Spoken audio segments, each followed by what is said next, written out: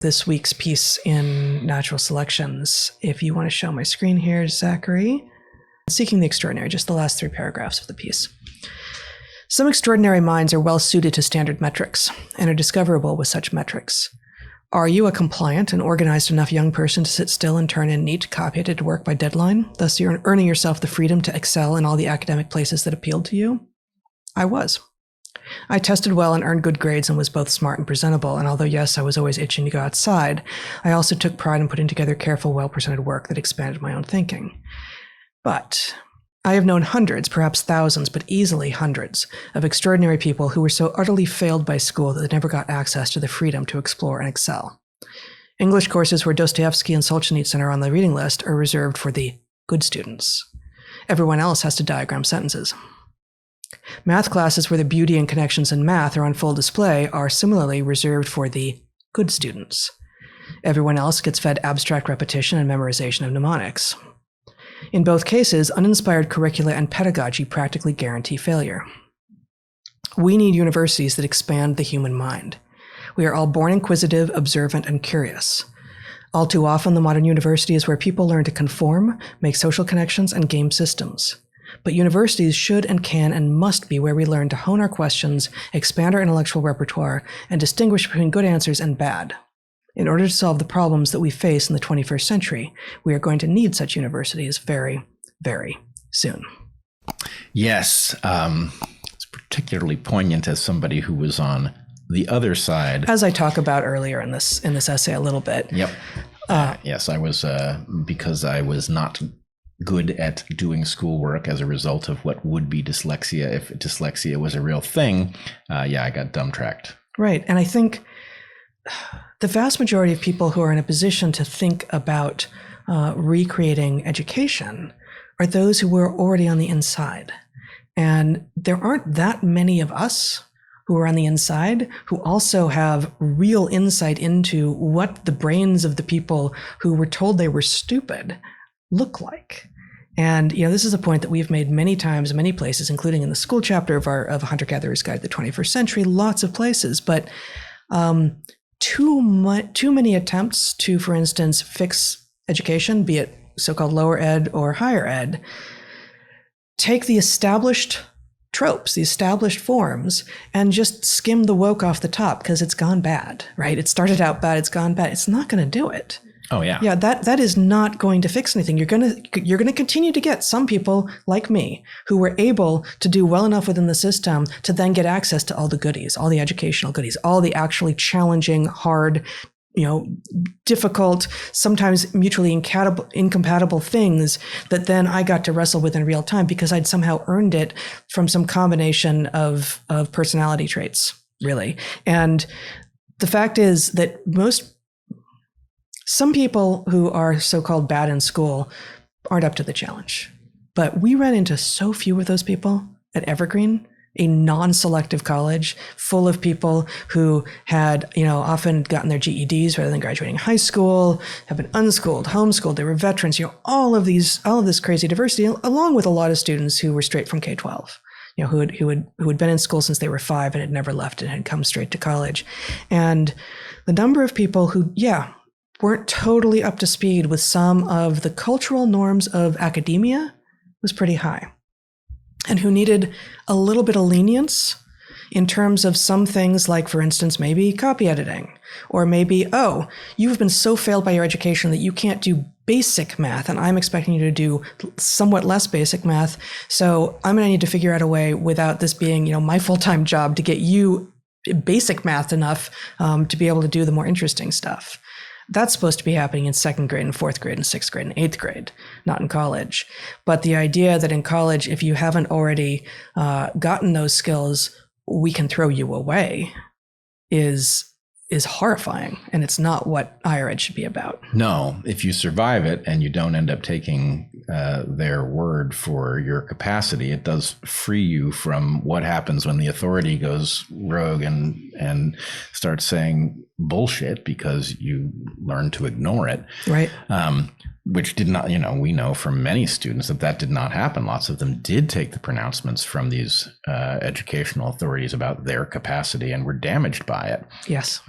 So anyway, yeah, it's a tragedy. But I must say, I do not understand this mindset that imagines that, well, we know what happened to the universities. They went woke.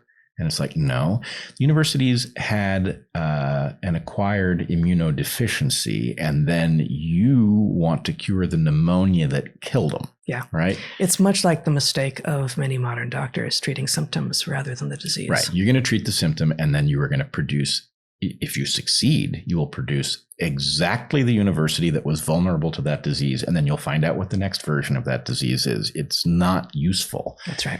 Which is, you and I spent a year trying to understand how we might build a next generation higher ed institution. Mm-hmm. And, we realized this. It was never about solving the woke problem. It was like obvious that the woke problem needs to be solved, but it's square one with respect to what you build in place of the now failed university system. Necessary, but so far from sufficient as to not even really at some level be worth mentioning it when thinking about how to design the new thing. In a weird way, I'm not even sure it's necessary, because the point is, in a healthy system, if you built a healthy system, woke wouldn't stand a chance. If people thought that what they were getting in school was valuable and it was going to empower them to get a better job, to do things that they cared about, to be more insightful, they would tell the woke to go away. And it is only because they were getting very little out of that system that many were open to the idea that they were entitled to demand things through their university from the world rather than to become capable. That actually reminds me of a John Taylor Gatto quote that I happened to see on Twitter today, but we've talked about him before. I'm a huge fan of his. He's unfortunately recently dead. He was an extraordinary educator who wrote, among other books, Weapons of Mass Instruction. I don't know where this quote is from, and again, I just got it off Twitter, but he said, apparently, "Our cultural dilemma has nothing to do with children who don't read very well.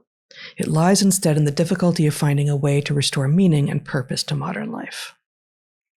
So this is apropos what you're talking about. Absolutely. And one more thing to riff on before we sign off for the week.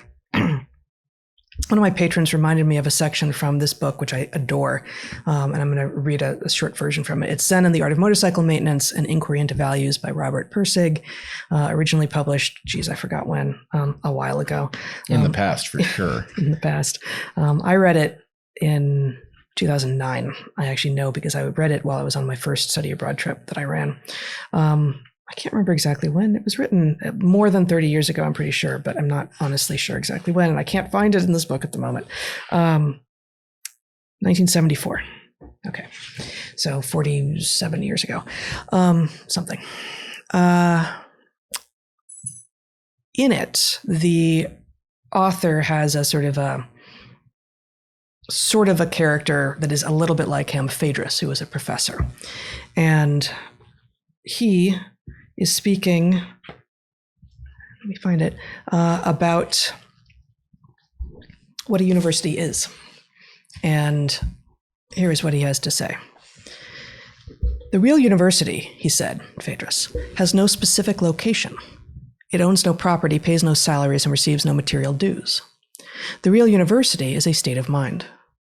It is that great heritage of rational thought that has been brought down to us through the centuries and which does not exist at any specific location. It's a state of mind which is regenerated throughout the centuries by a body of people who traditionally carry the title of professor, but even that title is not part of the real university. The real university is nothing less than the continuing body of reason itself. In addition to this state of mind, reason, there's a legal entity which is unfortunately called by the same name, but which is quite another thing. This is a nonprofit corporation, a branch of the state with a specific address. It owns property, is capable of paying salaries, of receiving money, and of responding to legislative pressures in the process. But this second university, the legal corporation, cannot teach, does not generate new knowledge or evaluate ideas. It is not the real university at all. It is just a church building, the setting, the location at which conditions have been made favorable for the real church to exist. And he's not saying that dismissively, but the Church of Reason he's calling it. Confusion continually occurs in people who fail to see this difference, he said, Phaedrus said, and think that control of the church buildings implies control of the church. They see professors as employees of the second university who should abandon reason when told to and take orders with no backtalk, the same way employees do in other corporations. They see the second university, but fail to see the first. And here we step out of that for just a moment, and the narrator now says, I remember reading this for the first time and remarking about the analytical craftsmanship displayed. He avoided splitting the university into fields or departments and dealing with the results of that analysis. He also avoided the traditional split into students, faculty, and administration. When you split it either of those ways, you get a lot of dull stuff that doesn't really tell you much you can't get out of the official school bulletin.